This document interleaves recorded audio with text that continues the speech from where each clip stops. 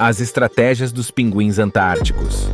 Eles se agrupam para combater o frio extremo. Este comportamento, conhecido como acotovelamento, mantém a temperatura central do bando elevada. A gordura corporal desempenha um papel crucial, atuando como isolante térmico. Além disso, suas penas impermeáveis bloqueiam o frio. A alimentação é baseada em krill, peixes e lulas. Eles mergulham a profundidades impressionantes em busca de alimento, uma habilidade notável. Na época de reprodução, a colaboração é chave.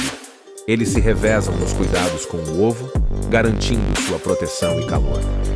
Os pinguins fazem longas jornadas em busca de locais seguros para nidificar, enfrentando terrenos árduos e predadores naturais. Finalmente, a adaptabilidade nos ambientes extremos faz dos pinguins verdadeiros mestres da sobrevivência antártica, um exemplo de força e união.